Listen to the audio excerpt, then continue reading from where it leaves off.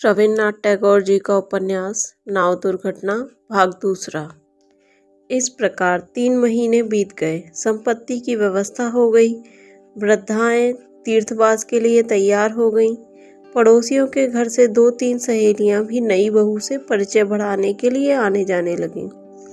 रमेश के साथ बालिका के प्रेम की पहली गांठ धीरे धीरे पक्की होने लगी। अब शाम के समय निर्जन छत पर खुले आकाश के नीचे दोनों चटाई बिछाकर बैठने लगे। रमेश पीछे से आकर एकाएक बालिका की आंखें मूंद लेता और उसके सर को खींचकर छाती से लगा लेता। बहू जब रात अधिक न होने पर भी खा पी कर सो जाती, तब रमेश तरह तरह की खुराफातों से उसे जगा देता और उसकी बातें सुनता रहता।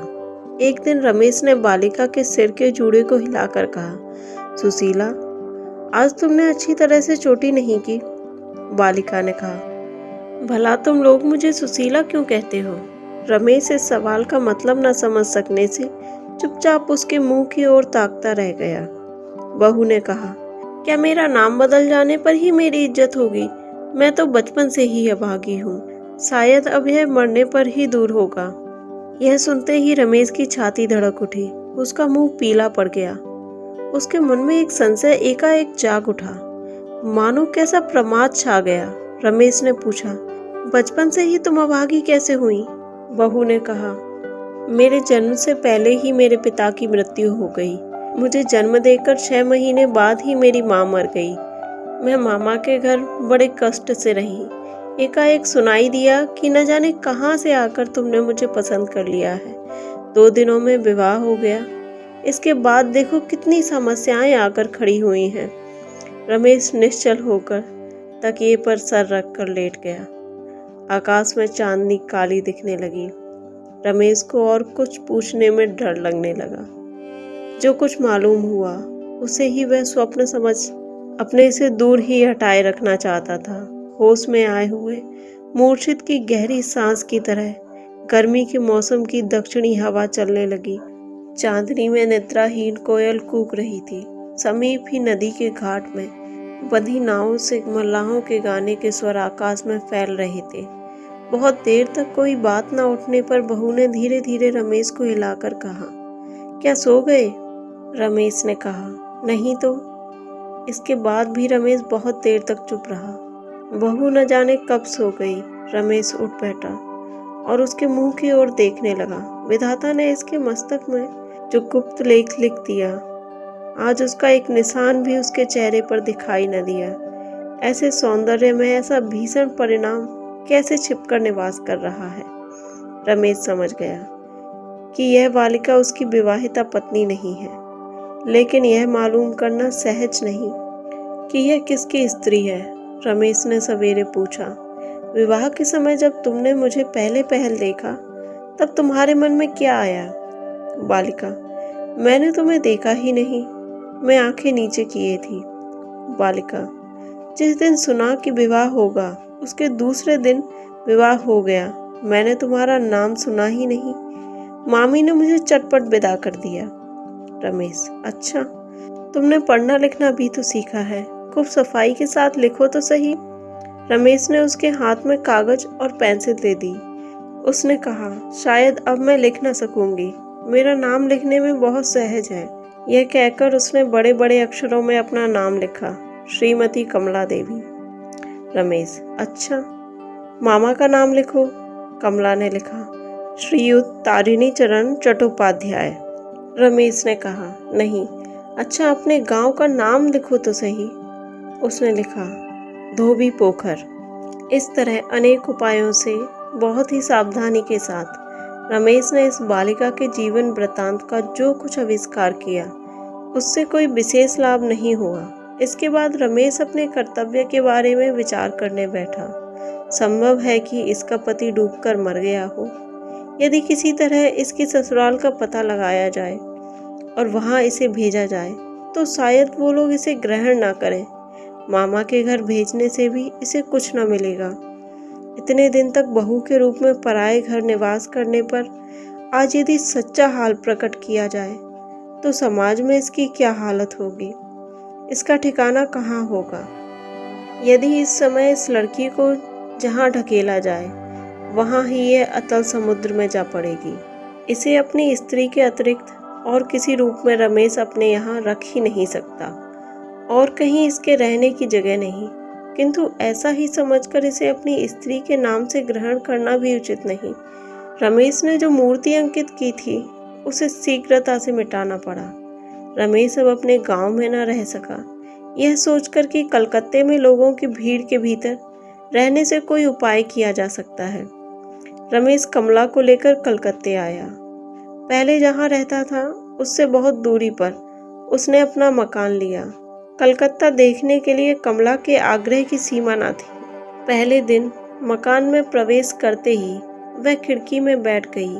वहां से जनता के अविराम प्रवाह में उसके मन में नए नए कौतूहल होने लगे। घर में एक नौकरानी थी। उसके लिए कलकत्ता बहुत पुराना था।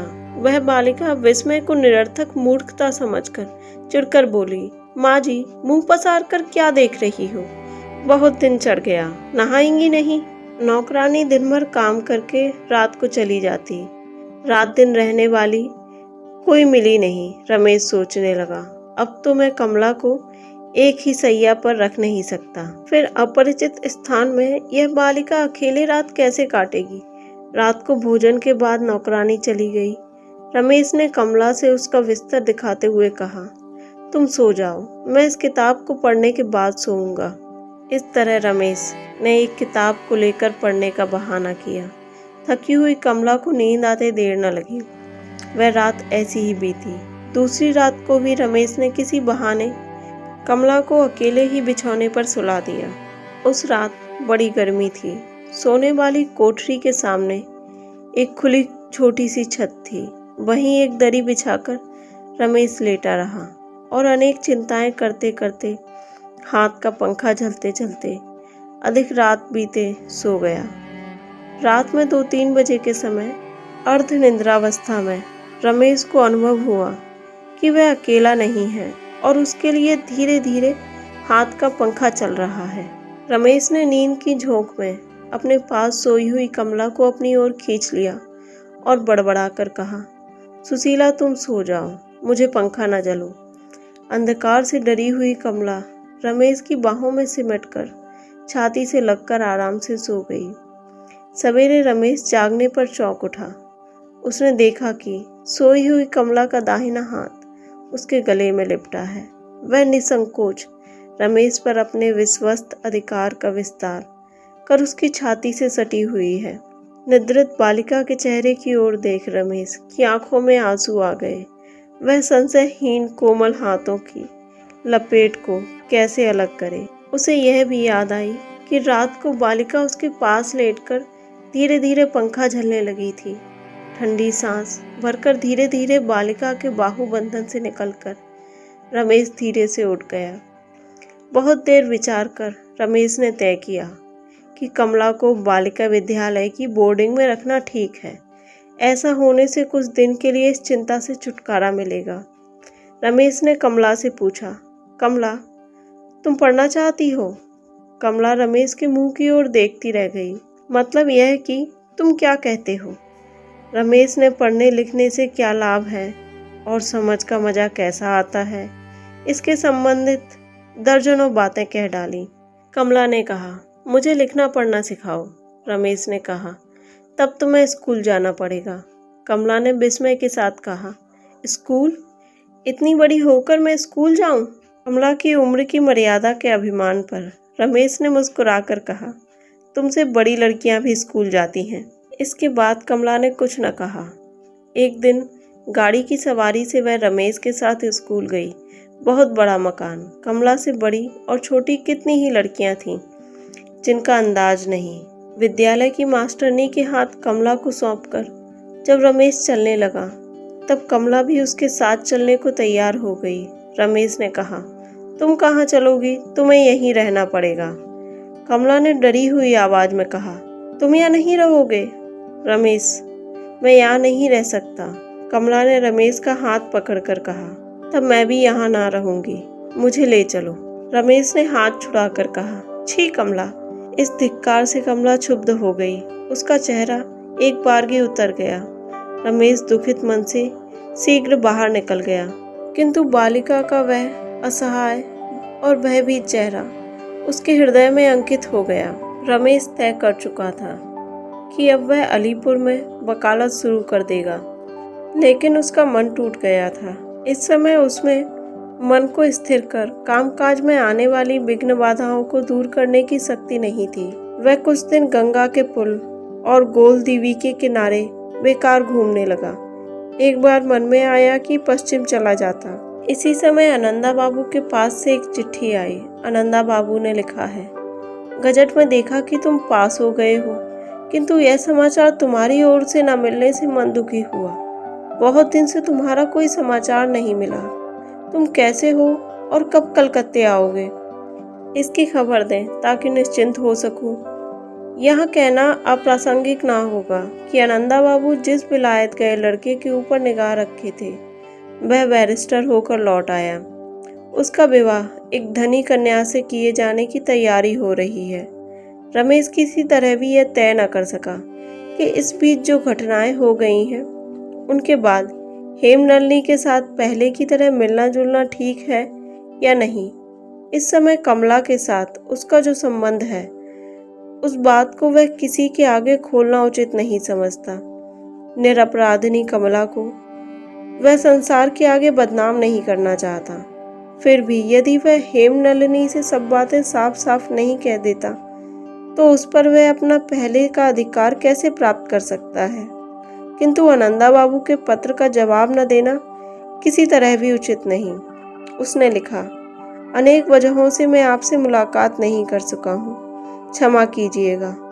उस पत्र में उसने अपना नया पता नहीं लिखा। इस चिट्ठी को रमेश ने डाक में डाल दिया।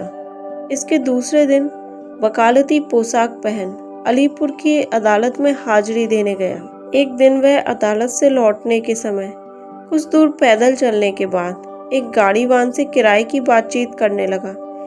इसी समय उसे व्यग्रता के साथ किसी की पहचानी हुई आवाज सुनाई दी, पिताजी, वह देखिए रमेश बाबू। गाड़ीवान, ठहरो ठहरो। गाड़ी रमेश के बगल में आकर ठहर गई। उस दिन अलीपुर के चिड़िया खाने के एक निमंत्रण में शामिल होने के लिए आनंदा बाबू अपनी कन्या के साथ लौट रहे थे। इसी समय एकाएक मुलाकात हो गई। गाड़ी में हेमनलिनी का वह स्निग्ध और गंभीर मुखड़ा, विशेष रूप से पहनी वही साड़ी, उसके बाल गूंथने की निराली परिपाटी, उसके हाथ का चिकना कड़ा और डेमल कट छिली हुई सोने की 2 चूड़ियां देखकर रमेश की छाती से एक लहर उठकर उसके गले तक लहरा उठी। आनंदा बाबू ने कहा, कहो जी रमेश, बड़े भाग्य से मुलाकात हो पाई। आजकल तो तुमने चिट्ठी लिखना भी बंद कर दिया है। लिखते भी हो तो उसमें पता नहीं लिखते। इस समय कहाँ जा रहे हो, क्या कोई खास काम है? रमेश ने कहा, नहीं, कचहरी से लौट रहा हूँ। आनंदा बाबू, तब चलो हमारे यहाँ चाय तो पी लो। रमेश का दिल भर आया। अब इनकार करने की गुंजाइश नहीं थी। वह उनकी गाड़ी में बैठ गया। बड़ी चेष्टा से लज्जा दूर कर हेमनलिनी ने पूछा, आप अच्छे तो हैं? हेमनलिनी ने प्रश्न का उत्तर न मिलने पर फिर कहा, आपने अपने पास होने का समाचार भी हमें नहीं दिया।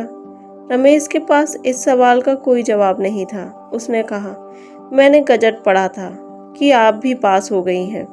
हेमनलिनी ने हंसकर कहा, यही बहुत है कि आप हम लोगों को याद तो रखते हैं। आनंदा बाबू ने पूछा, आपने मकान कहाँ लिया है? रमेश ने कहा, दर्जीपाड़ा में।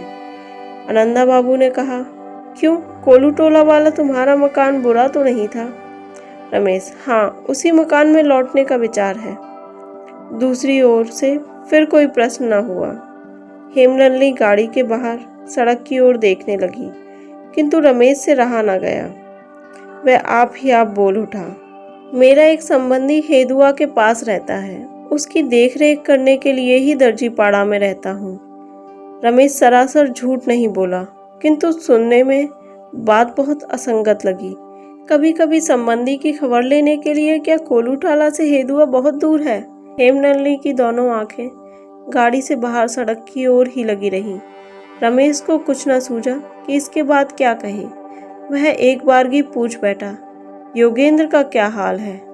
आनंदा बाबू ने कहा, वह कानून की परीक्षा में फेल हो गया, पश्चिम की ओर हवा खाने गया है।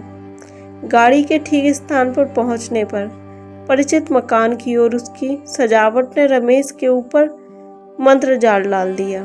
रमेश की छाती से एक गहरी सांस निकली। रमेश बिना बोले चाय पीने लगा। एकाएक आनंदा बाबू पूछ बैठे, इस बार तो तुम बहुत दिन देश में रुके रहे, क्या कोई काम था? रमेश ने कहा, पिताजी की मृत्यु हो गई। आनंदा बाबू, यह क्या कहते हो? यह कैसी बात? कैसे मृत्यु हुई? रमेश ने कहा, वे पद्मावती की नाव से सवारी कर लौट रहे थे। एकाएक तूफान से नाव डूबने से उनकी मृत्यु हो गई। जैसे तेज हवा चलने से अकस्मात बादल फट जाते हैं और आसमान साफ हो जाता है, वैसे ही शोक समाचार से रमेश और हेमनलिनी के बीच की ग्लानि क्षण भर में दूर हो गई। हेम ने पछतावे के साथ मन ही मन में कहा, मैंने समझने में भूल की थी। वे पितृवियोग के शोक और कुछ झमेलों से घबरा उठे होंगे, शायद अब भी इसी से उदास हो रहे हैं। उन पर संसार का कौन सा संकट पड़ा था, उनके मन पर क्या बीत रही थी, उसकी कोई जानकारी न होने से हम लोगों ने उन्हें दोषी मान लिया था। हेमनलिनी रमेश का अधिक आदर करने लगी।